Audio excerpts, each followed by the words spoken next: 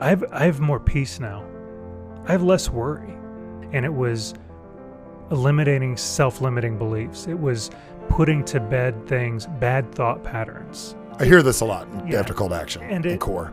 Knowing that there's more, knowing that you don't have to feel bad for wanting more, for wanting to become, and it's going to sound cliche, the best version of yourself. But I mean, there's truth to that.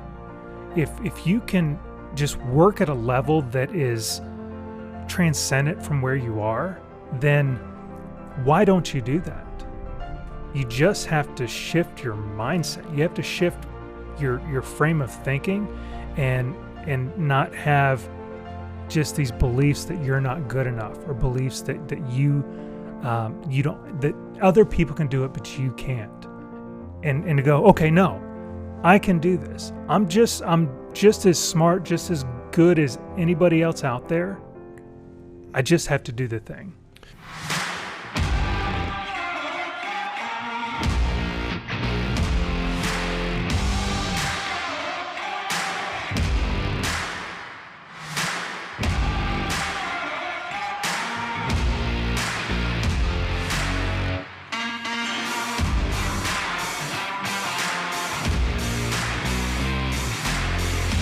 All right, everybody, welcome to the Average Sucks Show. Super excited about today. We are going to be taking you on a very, very powerful journey today into the mind of an entrepreneur, someone who had not started as an entrepreneur, that literally became an entrepreneur by accident, that was hidden inside. And what's so cool about the journey with Jonathan Maynard is he is going to share how he went from a very, very lucrative career that he had in the IT world to starting a business, selling a business, starting a business, selling a business, buying a business, getting into the event space. And also he's going to share with us how he could take any industry out there, no matter what it is, and show you a couple things that you can do to raise your ticket price, increase your profits. And the best part about this, you're going to get all of this here on the show. And Jonathan is one of the owners of the huge convention, one of the biggest conventions in the world for a $1 billion industry. Who would ever think that the power washing industry was a $1 billion industry? He is a master of finding opportunity and somebody you absolutely need to hear from as a consultant, some of the bigger companies out there. He's here to help us grow and make your life more effective. Jonathan Maynard, awesome. Glad you're here, brother. Glad you're here. So welcome to the Average Sucks Show. And I got to tell you, what you do, my friend, is so above average. I'm thinking I'm walking into the huge convention last year. I'm like, it's going to be a convention to be stuff. It was enormous. And you literally rented out a whole, like an enormous hotel that Opryland it used to be back in the day. That place is incredible. So I got to ask the big question. How does a human being go from being an IT and servicing IT from the help desk, you said, all the way up to running one of the largest events for the service industry in the world? Like you said, it started out as something completely accidental. I was in the IT, field, and I really... When you say IT, what do you mean by IT? So at the time that I exited IT, I was in management. Okay. And, in what IT... What does somebody do in IT? Systems, servers, you got two different sides. You've got software side. That's not me. That's not how my brain works. And then you've kind of got the hardware, the infrastructure, the desktop support side of it. And that's really where I spent most of my time. Super great, problems to have, but I really felt that it wasn't going to make my dreams come true. So what were your dreams when you were there? I got to ask you that. So you spent 20 years doing that? Yeah. Was that like a college degree? Was that something you wanted to do when you were a kid? Were you like Steve Jobs and wanted to be around computers and touch them? I mean, what was your fascination with IT? Because my dad's an engineer. What made you? I got to figure this out. What made you go IT to start with? Well, I think it was really just messing around with computers. So I was born in '77, and we got our first family computer when I was probably. What's that? What's your birthday? May 8th. Okay, so you're a couple years older than me. A couple months older than me. Oh, okay, Months. I'm 77 too. Good year. Sweet. It's an awesome year. Yeah. So I really, Star Wars came out in 1977, May. Yeah, it did. Yeah. Such a cool show. Such a cool movie. So we had our first family computer when I was in 8th grade, which was not heard of. Most people didn't get their first family computer until after we would have graduated high school. What'd you have? We had a Tandy 1000. Okay. I had an IBM PC with an RGB monitor. Yeah. In 83. Those were great. Great little systems. And so I would tinker with that and, figure out how it worked, and really got interested in that side. But I was really more interested in the hardware side. So, ended up working for a company that would install networks across the country, travel the country, doing that, and then kind of just moved my way through IT throughout the years, working different jobs. And I always found it, interesting but unfulfilling. And honestly, at the end, I really didn't like IT. Just wasn't a passion anymore. My passion was really just wanting to spend time with my family, wanting to travel, wanting to do the things that I want to do. And I know that a career in IT would not have delivered that. And so I had a crazy idea where I went to an apple farm, and we were picking literal apples, not computer apples. Computer No. apples. Okay. Actual apple farm. Okay. We're picking apples, and I saw a guy making kettle corn. And at the time I was like, I really loved kettle corn. Don't anymore. Sugar. We'll talk Okay. about that later. But they had this long line of people, and he's selling this popcorn was for this like at? $12 a bag. It was at a Virginia farm. Okay. And so I just got to thinking, I was like, $12 a bag, this long line, there's got to be something to it. Let me start doing research. And found out that he was probably only had $1 or so per bag of popcorn, $11 in profit. And I was like, okay, that's interesting. That's a big profit margin. That's something I can do. So I started this kettle corn company just to see about business. Well, let me ask right there, because I got a lot of people watching this that are entrepreneurs, Yeah. and a lot of people that want to become entrepreneurs. I get it. You're brushing over it. You don't realize it, and it's wonderful. So you were in IT. A couple things I want to ask you to start with, and then we're going to get back here. When you first got into IT, did people think you were crazy? No. Okay, so it was a normal thing to be in IT back then? Yeah. It was Okay. pretty normal. Got it. And then when you were in IT, Yeah. which is pretty normal, you said you wanted to be an entrepreneur, that people Yes. think you were crazy. Yes. Okay, got it. Okay, so working for an entrepreneur, not crazy.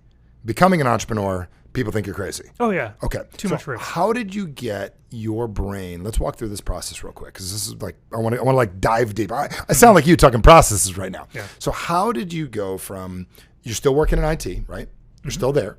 How did you go from I'm in IT to I'm now considering to doing kettle corn? How did you have conversations with the people in your life? How did you explain this? And how did you mentally flip a switch to go from safety to that?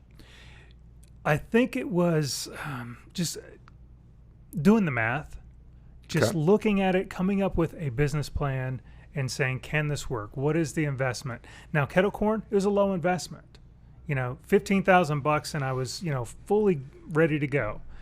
It's a lot different than having, say if I wanted to start an IT company, the investment is much different.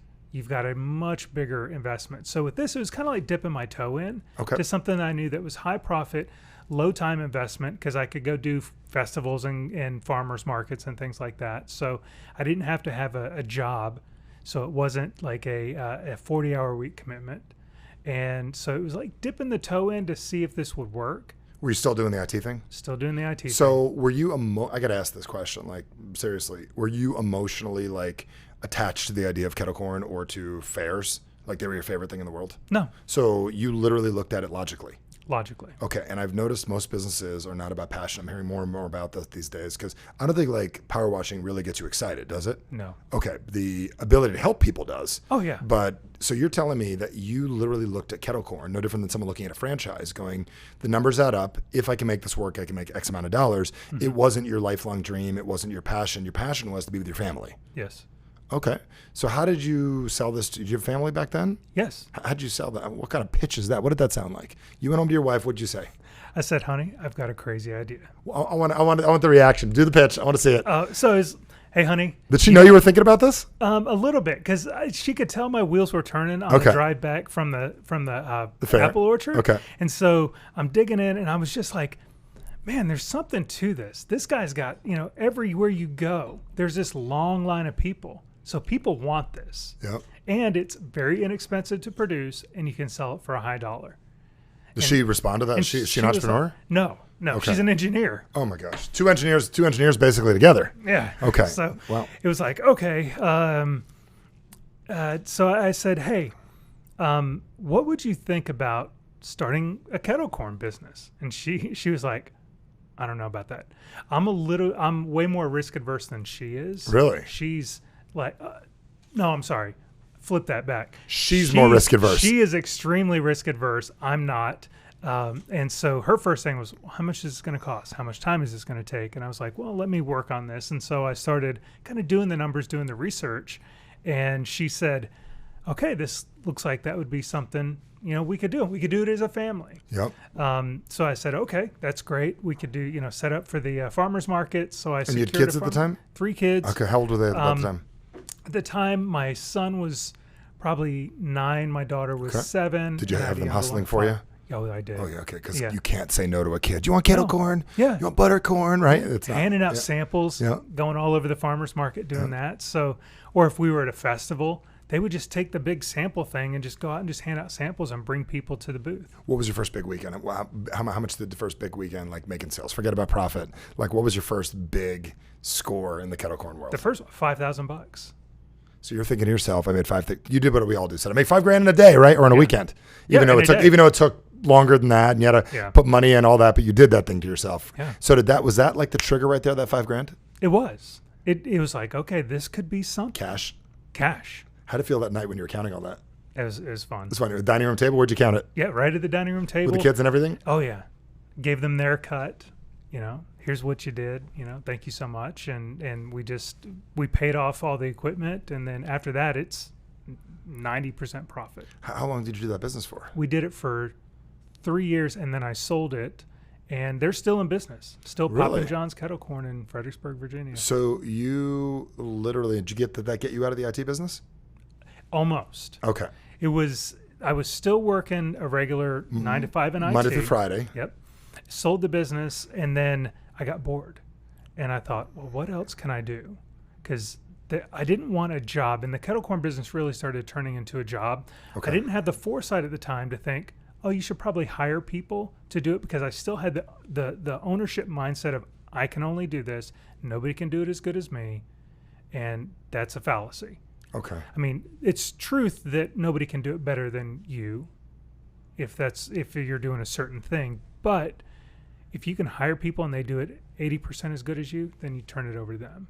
And how'd you learn that lesson? Because you were in management. That's a big one for the people watching this to really understand. So, and I challenge with that as well too. I can't ask anyone to do exactly what I do, but they can do pieces of it. Mm-hmm. So how did you condition yourself to change that? Because I'm not going to say you lost an opportunity, but the kettle corn thing, you could have had it running right now. You could still own it now if you wanted to. Oh, and you could have had franchises and everything else. It could have been way bigger. When did you adopt that way of thinking? It obviously wasn't then, where you allowed yourself to go, even if they're 50% as good as me, I don't have to be there. Mm-hmm. How did you get yourself to do that? Because I saw how big your team was at the huge convention, and it's massive. You can't be everywhere. You literally were at the right places, the VIP part, the parties, all that stuff. So how did you condition yourself to change that? I think it was the lesson I learned after selling it, Okay. and then thinking about the next business and going, okay, I don't want a job. How do I not have a job? And wow. Can you say that again? I don't want to what? I don't want a job.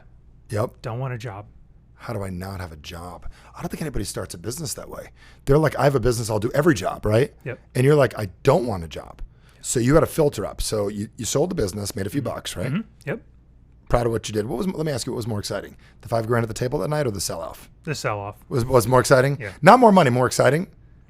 It was more exciting because I was liberating myself from the job that I had created with the business. Got it.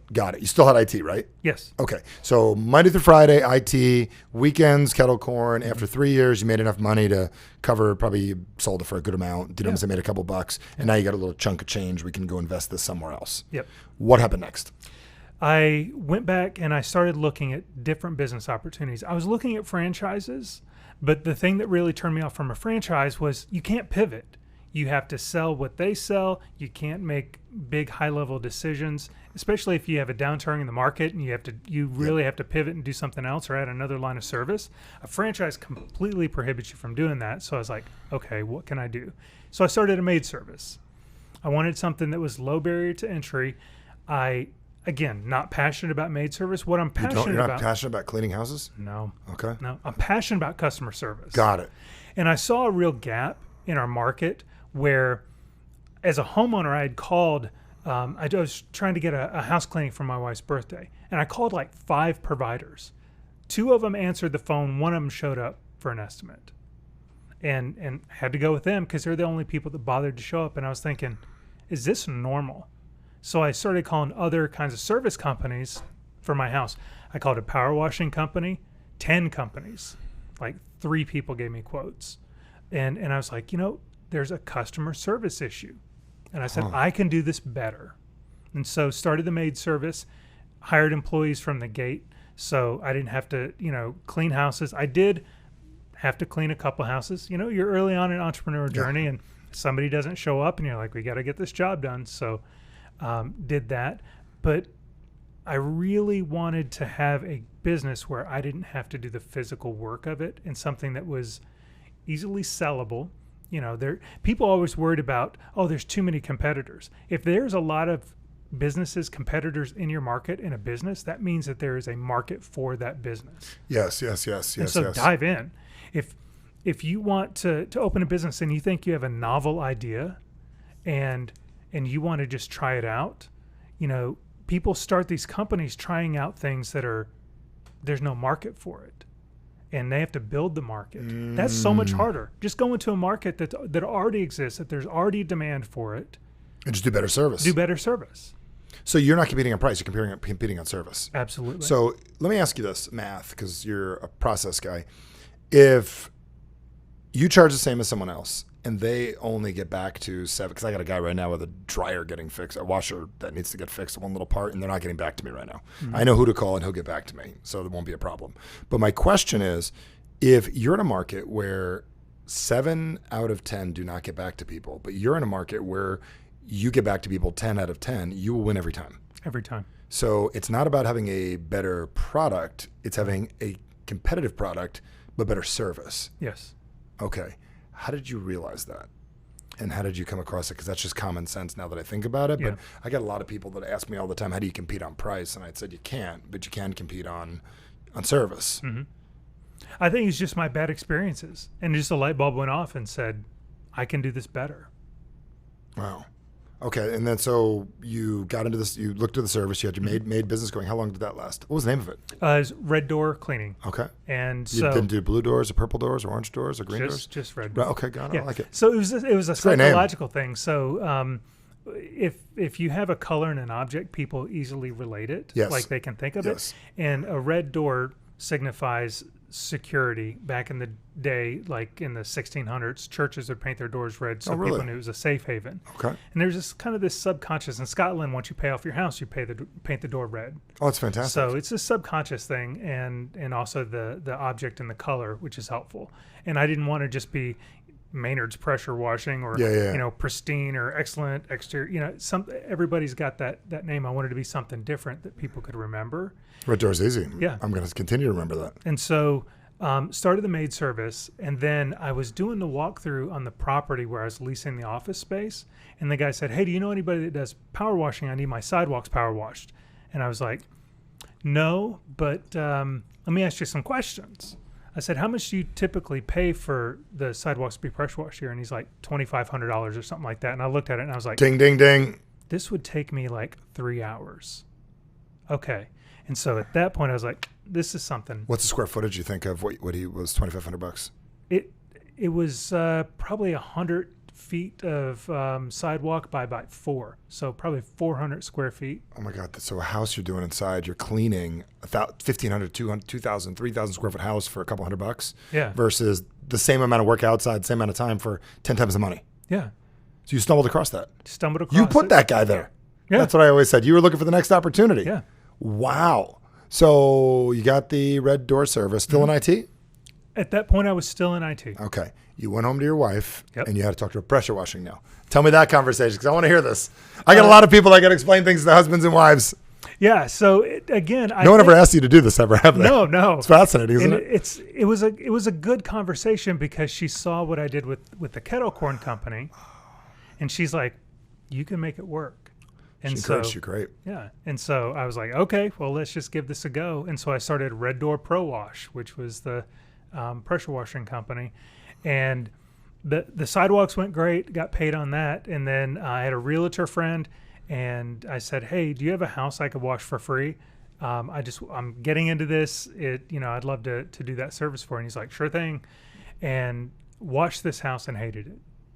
I did it myself, and I was like, this is the worst thing ever. And then that thing clicked again that said, you're not going to do the pressure washing, hire somebody. So hired a technician, and then I was out doing sales. I was also working the IT job, which is not the smart way to do it, but I also had golden handcuffs. I got paid really well to be in IT. Got it. And so it was a venture capitalist for your business. Yeah. The IT company was your VC. Yep. Okay. It's a great way to look at it. A lot of people want to quit their jobs to start be an entrepreneur. And I always tell everyone, do not quit your job. It's your venture capitalist. Use it to go to seminars, use it to go to events, use it to start your business, use it to get rich. Yeah. I will tell you, if people kept their job making, 100, 200,000 bucks a year, whatever it is, and they applied that to their business, 10, 20, 30% of their money, they could have a great business. Oh, yeah. Yeah. Yep. Okay. So you have IT, you got this going. So you got Red Door still, and Red Door now just expanded. Yes. Okay, so keep going now. You got pressure. I seen the brain churning, and it's the same square footage. That's a good question to ask. Is like, how can I make more on the same amount of time? Yes. So now you got this thing over here, but you're doing neither of them. No, and I have an office manager that's running both companies. So she's dealing with the maids, dealing with the customers, and then I've got 2 technicians. I'm doing the sales, and it's really just my network. I just put it out there to people that I knew. What hey, city this was is this what we're in? doing. Fredericksburg, Virginia. Okay. So not a huge one. We're about an hour south of D.C. Oh, very good. Okay, I know exactly where it is. So a lot of government. And so I just put it out to my network and then started doing some, Facebook ads and Google ads and flyers and things. And it just took off. Wow. So then that happened. And then, so did you attend an event on pressure washing? Yes. Okay. So I know, I don't know the story. I'm guessing. So, So you're doing good. Mm-hmm. What made you want to do better? Because I just got to ask that, because you had a good life at that point. You're making a lot of money. Mm-hmm. You got a business, and now your job is better because now you get better write-offs. You go back in and take your W-2 and you adjust your percentages on everything, right? Because you got a business to write off a lot of that, right? You're running the money through the business. Yep. So everything's moving in your favor. Taxes are better. Business is better. You're making money. Put money away for your kids. You got your kids in an entrepreneurial endeavor, hiring them to work the business. Mm-hmm. What made you want to do better? I think it was seeing other people do better. Who'd you see? There were people at a convention. Like I went to a small convention. This is the first event you ever went to? First outside event. of like church stuff? Yeah. Okay. And it was mind blowing. What was the name of the event? It was an organizational, like I think it was the UAMCC or something What does like that stand that. for? It's like a big old name. United Association of Mobile Contract Cleaners, I think. There's every like I would have never thought I'd speak at a 2,000 plus person event that was going to have power washing. I would have never thought that in a million years. So you went to the Mobile Service Convention. Yep. Okay. So went there and that's awesome. And then mobile dog cleaning. Yeah, Yep. it's a thing. Yep. And went there, got educated in the process, like the technical side of it. Was it a speaker there or something? There were many speakers and then a lot of classes. Okay. Which moments stuck out to you? And the reason I like this is I'm one of these people that's really big into the conduit, like what makes people do things. Like I remember when we first met. Like I remember where you were at, what was going on. I remember being in that room when we met in it was Texas, right? We met in Texas at Nicholas's event. And what was so interesting was, what was the speaker of the moment that really drove home this? Pat Clark. Okay, so let's give Pat some kudos right now. Yeah, so Pat's amazing. We're still really great friends. He was talking about how to turn your business into a sales machine. Okay. And was that the name of his speech? Probably. Probably. Okay. And I'm picking your brain so I don't have to see the event, Pat. Thanks, Pat. Yep. So he spoke on that. He talked about how he grew up in a trailer park. Okay. And now has a pressure washing company that was doing $2 or $3 million a year. And so he had everything kind of dialed in and figured out. So I thought from the outside, after getting to know him, realized, just it's your typical entrepreneurial stuff. Nobody has everything figured out. No. And I asked him, I said, Pat, will you mentor me? And he was like, nobody's ever asked me that, but sure. Now today he mentors a ton of people. What does that mean, mentor you? Like I know what the word means. Like what was your expectations of that? My expectation was, because I picture like Yoda and Obi-Wan Kenobi mentoring. Show me the way. Okay. Help me avoid the same mistakes that you made. And so really just got to know him and his family. And he had a small event at the time. It's actually really nice. Tommy's actually speaking at it, called Sales Boost. And he helps people turn their businesses into sales machines. Wow. Yeah. Okay. So what stuck out in that you applied right away? And some of it was really tactical sales stuff. Like here's, when you go to a house, quote everything. And I'd never thought about that before. People go, oh, I need my house washed. And, I'd go out there, look at the square footage and go, okay, that's $700. Not thinking, well, what about your gutters? What about your roof? What about and all these things. So you just quote everything and then give them discounts. And he kind of had this formula for it. And I was like, that's ingenious. So you quote everything, so then you can connect it all together, and then it's a great deal altogether. Yep. But if not, at least they take one thing. Yeah. But if you quote one thing, they could take nothing. Yeah. Because if you give people a choice, people want a choice. Yep. So if you give them one price, they're going to choose between you and another company. But if you give them 3 prices, now you've given them 3 choices. They feel like they're still in control, and they look at it and go, well, I'll take the middle one. And you always position it so where they choose the middle one. Got it. So you'd give them like basically platinum, gold, and silver in the old days, but you'd give them your entire house. Well, it's interesting because the guy that did our painting on our house on the outside, he asked me about doing the, what do you call it, like putty, what do you call when you like flatten all the sides out? Do you know what I'm talking about? When you make everything here in Arizona, like if your house is more than 15 years old, you don't have the flat sides. So he'd come out and do it. And the number that he gave me was astronomical. And I'm thinking, I'm not going to be here forever. It doesn't matter. I don't need it that much. And he didn't give me the secondary number. So I used nothing. And I just called the other guy to take the part I wanted. So if this guy would have given me 3 options, I would have hired him because he was there, because I don't want to waste extra time. Yeah. It's fascinating. Great advice. Yeah. So thank you, Mr. Clark, for channeling you through me, and we made it happen. So he covered that with you. How did that impact your sales? It's tremendous. We actually went up the following, I guess, 3 months after that, we had like a 50% increase in sales. Conversion rate was much better. And so I was like, okay, this guy's onto something. And I wouldn't be where I am today if it wasn't for him. And I've probably been on countless podcasts where I literally say that. Got it. He is just such a cool, humble dude and just gives good advice. It's fantastic, especially knows his industry real well. I mean, I'm going to go adopt that right now to teach other people that as well. That's fantastic. Give Mr. Clark the credit for it. So you go to the event, you get fired up. So you decide you're going to do this, which I'm really excited about. You still got the IT thing going. You still got the red door. You're doing all that stuff. What was next? So I started exiting myself out of the IT world. How did you have that conversation with your wife? It's like, hey, we got all this money coming in, all the safety and security, and you're risk averse. Tell me that conversation, because that was not easy, was it? That was several conversations. Okay. And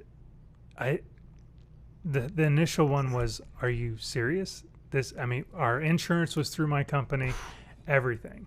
And so I said, well, sometimes you just have to jump off a cliff and build the airplane on the way down.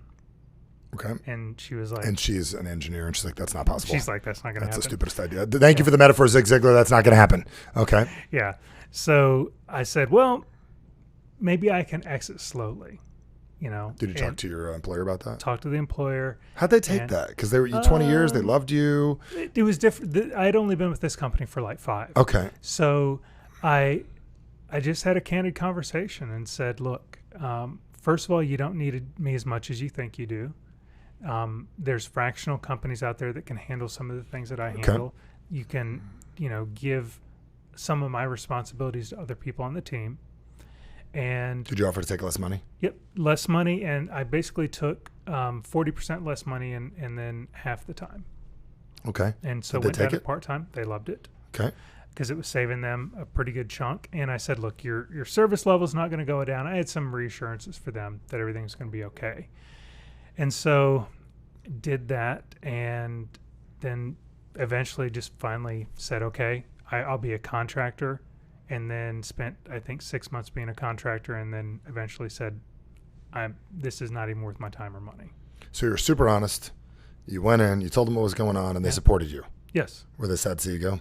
Yes. Okay. Are any of them your clients now? Actually, a couple. Isn't that crazy? Yeah. Yeah. That's crazy how that works. Anyone following your footsteps? They probably have a guy that kind of came up through the ranks to handle it. No, I mean, did anyone leave and become an entrepreneur from there?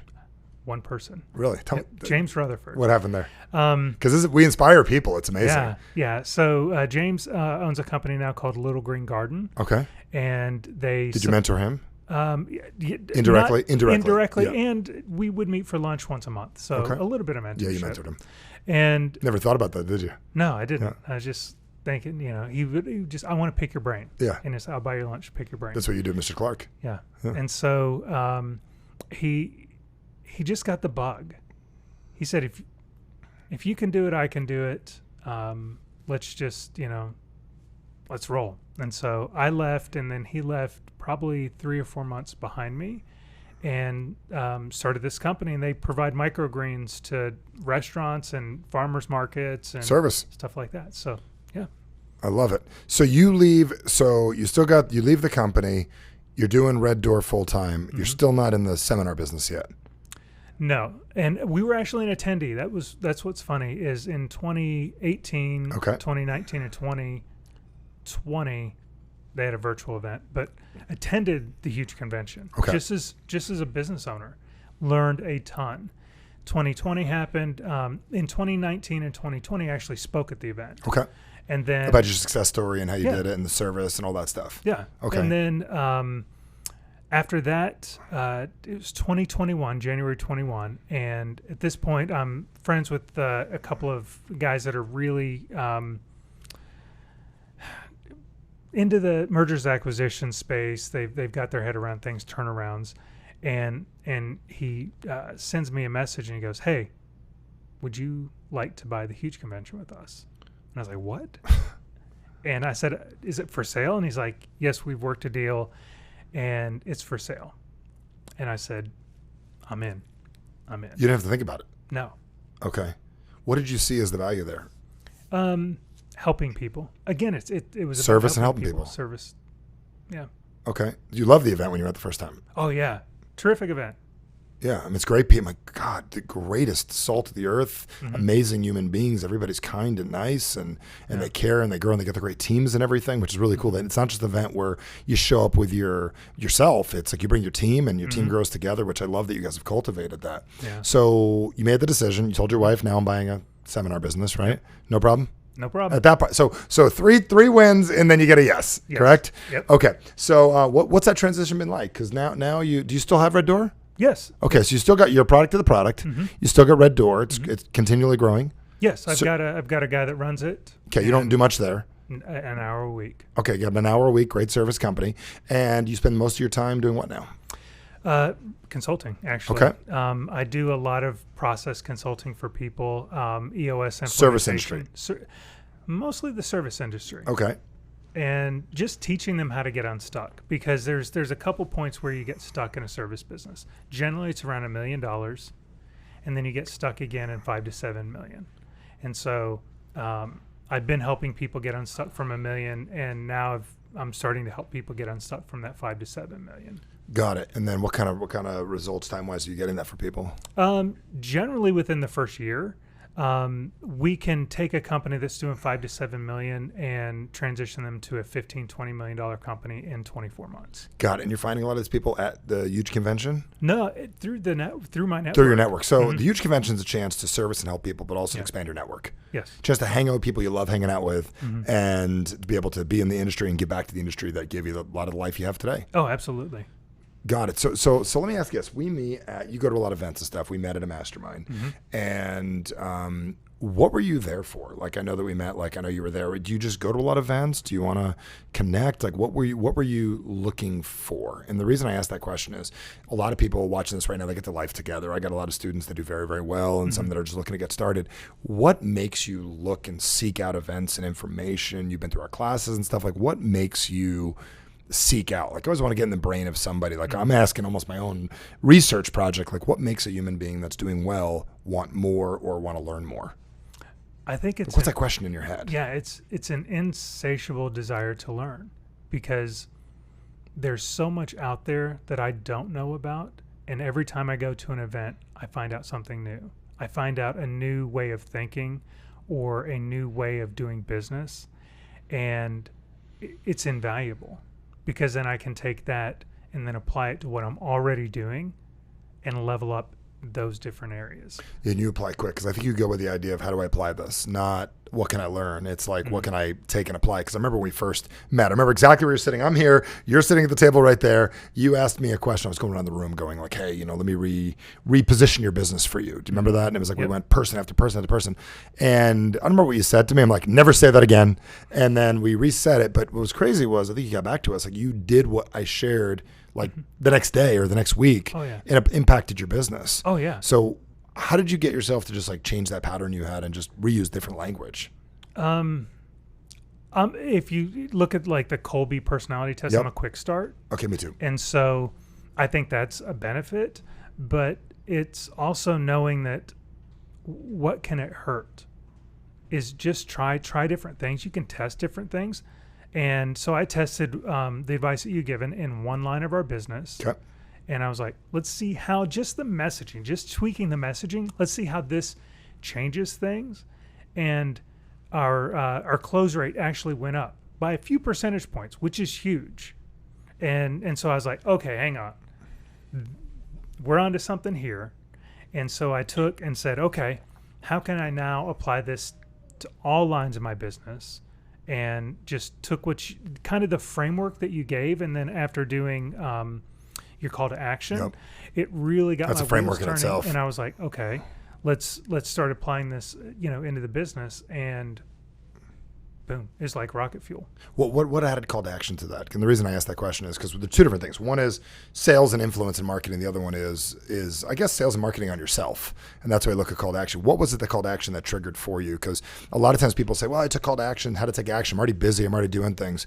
What triggered you there? Like what was the mindset wise? Like that really, because you could easily say, I got a business. I'm doing millions of dollars. We're successful. I got this big convention. What do I need to be more effective or better? Like what came out of that for you? For that, one was confidence. And how could you say confidence when you literally, I want to make sure the framing on this correctly, because you didn't lack confidence, correct? Not really. Because you left a job that was paying you really well. You started 3 businesses. You hustled your kids to sell kettle corn. You bought a pressure washer in a day and didn't even know the cost of it, and then told somebody you could do something you didn't know how to do. You had confidence. What do you mean by confidence? And the reason I asked that question is you've mentioned that to me once before. I didn't know if you were going to bring it up today, and I'm glad you did. Yet the thing about confidence, like what do you mean? Because some people say confidence, and they're like, oh, he's a confident person. I would consider you a very confident man to start with. What do you mean by confidence when you say it brought you confidence? What you see is external confidence. And that's a role that I play in order to, be a business person or be a great leader for a company. It's like putting on a shirt. Yeah. But the confidence that really came out of that was an internal confidence. And it was eliminating self-limiting beliefs. It was putting to bed bad thought patterns, and realizing that if I'm only doing my average things, and if I don't level myself up, then I'm not going to achieve the things that I need to achieve. So for me, it was an internal thing. It really solidified internally the things that I should be thinking about, the things that drive me internally. And so it's not, because you can't hide from yourself. You can't put up a mask and fool yourself. When you're alone by yourself. Yeah. But to other people you can. Oh, yeah. You bullshit anybody. Absolutely. But not yourself. Yep. So you were getting through life, not BSing others, but not BSing you. Yeah. Not bad BS. Like you were putting BS. on the show. You were doing what we all do. Playing a part. Businessman, successful, happy, but then behind the scenes, you could have been doing more if you were playing at a different level. Yeah. How's that impacted you moving forward? Like, what did that do? And then I want to hear about like the event and stuff, what your plans are for 2023. I'm excited to be there again, which I'm super excited about. Yeah. So how is that projected outwardly in your companies, as well as this role you have as a consultant and a entrepreneur, somebody that teaches entrepreneurs? You got that amazing mastermind, totally high level mastermind, as well as that incredible huge convention. How is that parlayed into that? Like, how do you see it? Weekly, daily, monthly, yearly? I have more peace now. I have less worry. And I really can't explain that other than... That's what everybody's after. If you could explain it, we're going to make a new product. Yeah. I hear this a lot after call to action and core. And it just solidified things in me to know that it's possible. And I think that just knowing that there's something else out there is what made that possible internally for me. Knowing that there's more, knowing that you don't have to feel bad for wanting more, for wanting to become, and it's going to sound cliche, the best version of yourself. But I mean, there's truth to that. If you can just work at a level that is transcendent from where you are, then why don't you do that? You just have to shift your mindset. You have to shift your frame of thinking and not have just these beliefs that you're not good enough, or beliefs that you don't, that other people can do it but you can't. And to go, okay, no, I can do this. I'm just as smart, just as good as anybody else out there. I just have to do the thing. Wow. So it's no different than the way you applied and looked at the kettle corn guy. You're like, I just have to do what he did. I don't have to be him. I just have to do the thing and buy the popcorn from this place, book the fare, get the truck, and do it. You applied that same principle to your life this time, not just to your business. Yeah. So you were doing it all along for everyone else. You were not doing it fully for you. No. That's okay. Because when I saw you speak at Huge and I saw you get up there and share, I'm like, dude, this guy's confidence has grown massively. You should be proud of that. The decision that you made for yourself to allow yourself to play at that level, which is enormous, that you're playing bigger. I can't imagine how incredible you're going to be this year at the event. So let's talk. Let's switch to consulting right now. Let's just say we got a camera here, but we had a client here. They're in the service business. They've been. I have a lot of clients that are in all kinds of businesses. The martial arts. I've got people in the service business. We've got doctors. We've got lawyers. Everyone is servicing people. Yeah. If you and I were to dissect, we've got like an gestalt here. We got this client here. And they've been in business for, let's just say, I'm going to put you on the spot, 3 years. Mm-hmm. They're doing $850,000 a year in sales, doing pretty well, better than most. They've got a service business where they service people. You can fill in the blank, whatever they do. They water plants. Okay, we can see a plant right there. They water plants. What would you have this person do? What is something that we could literally tell them that they may not be thinking, that one or two things that you could tell somebody right now that would be like, game changer for their service business that you have found over the years that wouldn't be giving away all your secrets? Sure. So the first thing, we have to look at your people. Okay. Culture plays a giant role in how profitable your business is. They've got four people that are driving door to door in their green trucks and they're watering plants. Okay. So I want to know what the culture is like. I want to know, do they love working there? I want to know if they're upselling their customers, because if an employee is happy and they love their company, they're going to want to see that company grow. Okay. And so they're going to be out there and wanting to sell more for the company. So besides watering hey, why don't we start watering their interior plants? Who loves watering their interior plants? Nobody. Maybe we could do that as a service for us, or instead of just doing their exterior plants. What are things that we can do to help sell more things? Sales opportunity. Yeah. Provide more value to your current existing clients. Okay. And so you want to do that. And then the second thing, and that's, you do that by, raising your average ticket. Yep. And then the next thing is, how can we reduce expenses? What are things that we're spending money on that we don't need to spend money on? And so those are the first two kind of levers I would pull. Got it. So first thing we do is stop wasting. And number two is we stop losing. Yeah. And those are things we're doing already. No one has to work any harder. They just need to do that. Got it. So how do you condition somebody who's got service people that they don't think they're salespeople, even though you and I both know they're salespeople? Mm-hmm. How do we convert somebody to that? Like, what would you do? I know what I would do, but what would you do? So again, I got the plant company, mm-hmm. or Chip at one point had a paint company. They would knock door to door, and he's got a few people. How many people were in the paint company back in the day? It varied from 2 to 10. 2 to 10. Okay, so we got 2 to 10 people in the paint company. They're just knocking on doors, doing the thing you would teach, mm-hmm. Offering free room. Do you know the deal? Do you know what I'm saying? We do one free room. If you like it, pay us. If not, we won't. How do we get those guys that think they're painters to become additional salespeople? You just gamify it.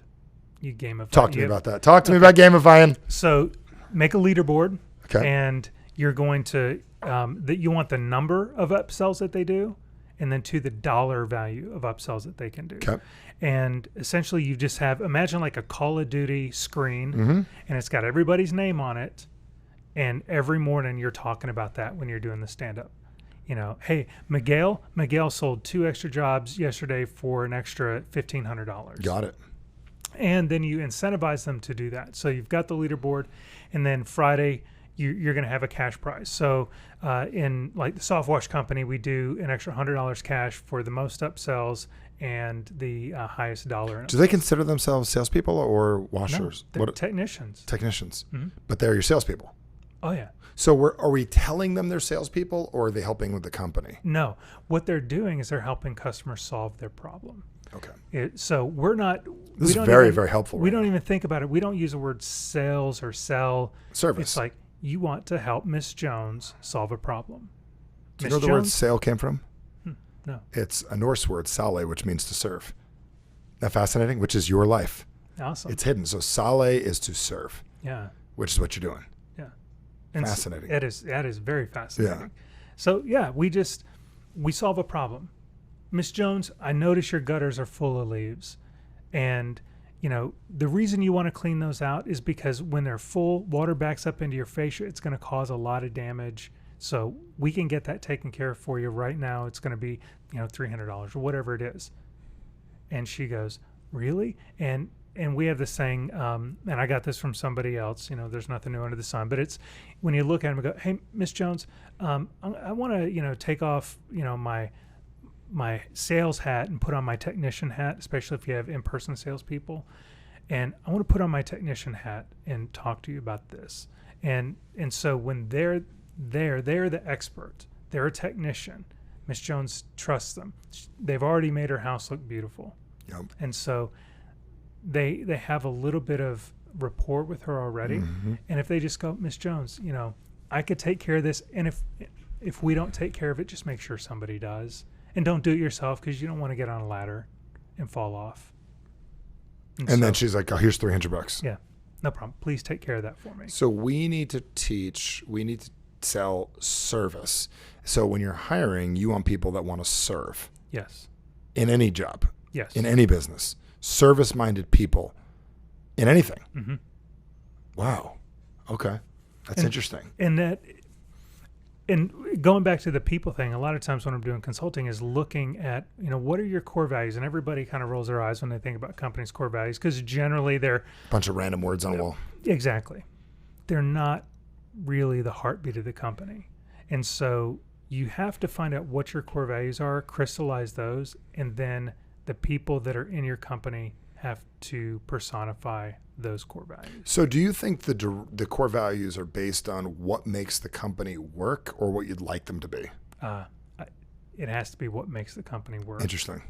Because everybody's going to have a philosophical or an ideal, this is, integrity and care. I like results at any cost. I like things like that, like results and things like. The reason I'd say that is it's based on how you operate, and then you attract more like yourself. Yes. So if you attract service, like our number one thing, like I have a buddy that runs a gym, and he's a unicorn of a gym, multi-million-dollar gym in Connecticut. And his whole thing is ensuring the customer has the best quality experience. So by having that as a mission statement, literally, well, which toilet paper do we get? Whatever's going to give them the best experience with a butt wiped, that is literally what we're going to buy. Does that make sense? Oh, yeah. Now, if it's going to cost the company $10 million to buy that and we're going to lose out in business, then we don't buy it. But it's whatever gives the customer the best quality experience. So he built it all off direct people that tell the truth at all cost. And he built his business on that. So they're direct. Someone says, well, am I doing the squat right? No, you're not. Does that make sense? And then they know when they go in, you are going to get a badass trainer, but they charge $2,000-3,000 a month for training, where other people charge, $300 because they know that trainer is a killer. Yeah. So that's the same thing you're teaching. Absolutely. He doesn't teach that. He just does that. Yeah. So you take things that work really well that people do and you reapply them. Yes. I love it. Any advice you'd give to anybody in the service industry? Because I'm going to pick your brain, because I'm in the service industry and I'd love to know. Yeah, you have three different, they're my 3 Ps. It's, people, profit, and processes. Okay. So your people, we covered that, making sure your core values are lined up, making sure you have the right people on the bus, and making sure that the people that are not the right people, they're off the bus, and make sure everybody's in the right seat. I think I want to give credit to whoever wrote that, but doesn't come to mind. The bus driver. Mind. Yeah. And so you want to make sure that you got the right people. Good to great, I believe. That was good to great. Yeah, it was good to great. And so once you do that and you get the right culture going, that's going to solve a lot of problems. And then you've got processes. Most people don't have a process for things. They just kind of have a way we've always done it or something like that. Something that works kind of. Yeah, and it makes it hard to train new people. It's hard to delegate when you're the owner if you don't have things lined out and know what your processes are. And they're documented and well documented. And then the last thing is profit. Because, cash flow is great, but at the end of the day, if you have a multi-million-dollar business, or I can't tell you how many million-dollar businesses that I find that they don't make any profit or very little. And it's like, no, you just have a really weird hobby. Yeah. And it's not like they're avoiding taxes. Like they're not profitable. Yeah. At all. And you can't not be profitable because you have to put money back into the business. Exactly. And so if we can kind of hone out those three different areas and figure out the fixes for those, and then making sure EOS talks about a visionary and an integrator, and just making sure you have a good integrator. There's not a lack of visionaries. There's a lack of integrators. And these are people that love making the buses run on time. They get up and they are excited about implementing somebody else's process or implementing somebody else's dream. Do you think there's a lack of them, or they're hard to find? Or do you think it's that we don't know what to look for? Hard to find. Gino Wickman says that 5% of the population are integrators. Okay. That's it. And what percentage are visionaries? Probably like 15%. Got it. And who are the other people? The workers. They're great people. Yeah, great people. We need them. Yeah. And there's nothing wrong with it. My wife is a worker. She's an engineer. Yep. She has no desire to ever start her own business. She loves working for somebody else. Interesting. I was reading this J. Paul Getty book, How to Be Rich. Have you read that? No. I have it upstairs, and it's fascinating. It says there's 4 types of people.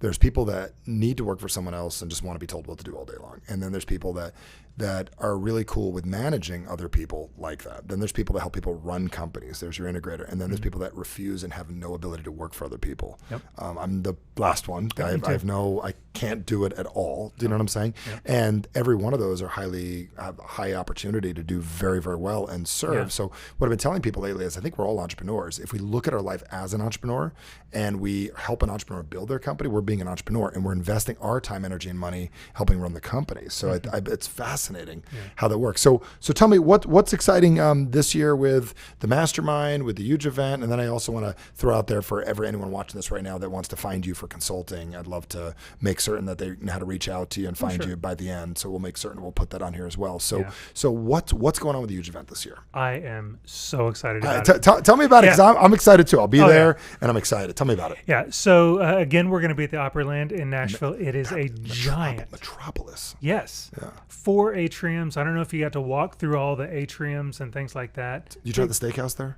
Oh yeah. That place is incredible. Oh, it was so good. Yeah. So we have 2 keynotes. It's going to be you on the first day. Awesome. And we've got a guy, Kyle Sheely, on the second day. He's an idea guy. He's like, how can you extract ideas out of yourself and also out of your company? He had like a Viking funeral and then a fake marathon.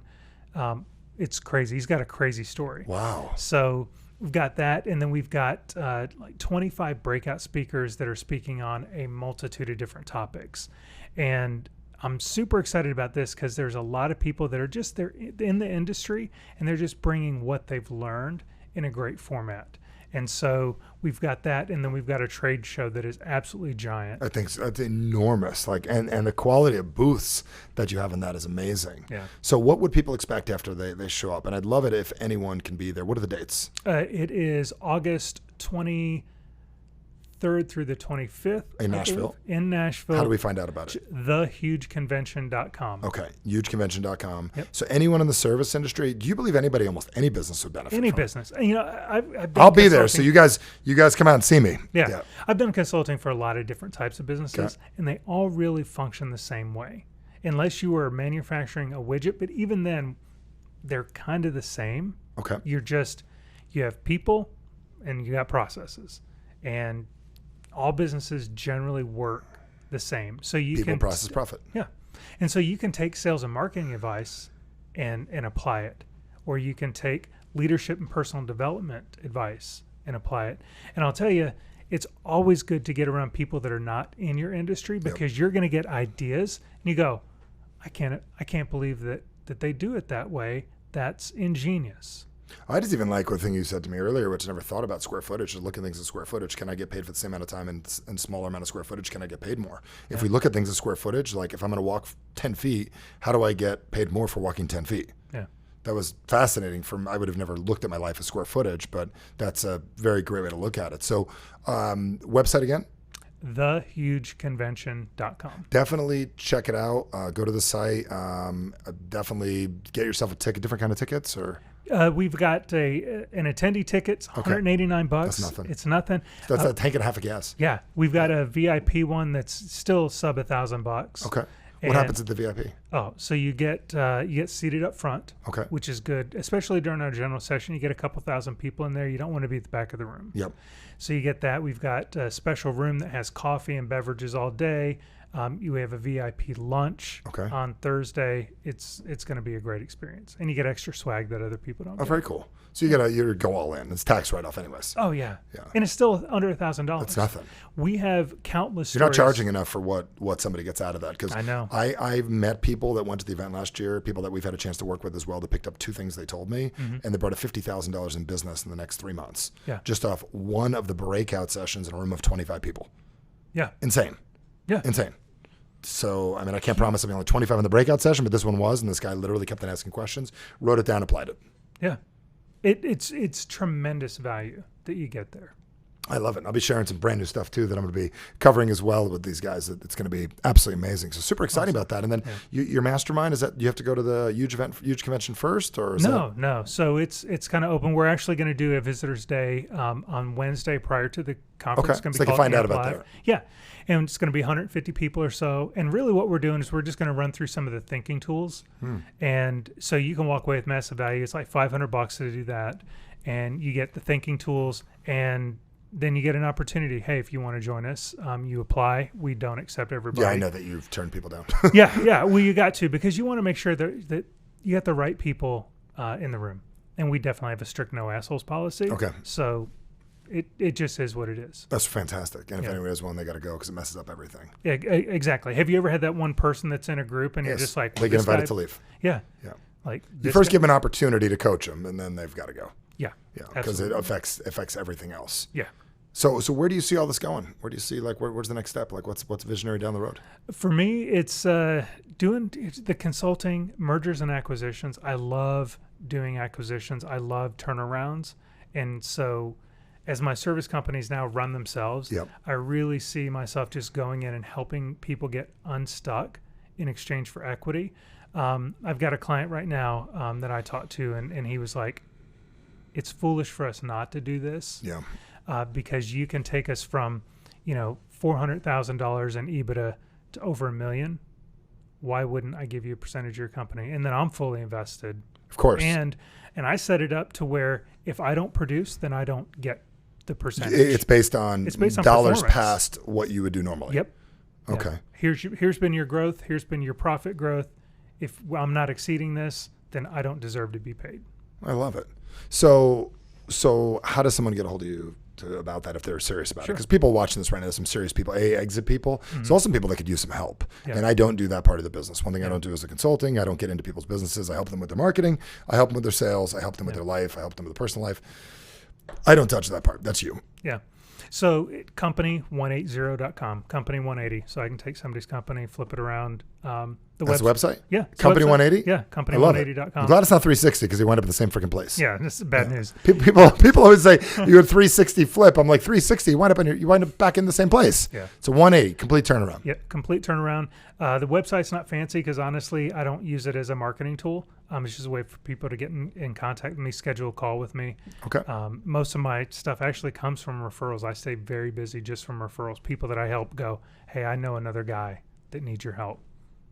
All right, that's perfect. Yeah. So let me ask you this and thoughts here, last couple thoughts.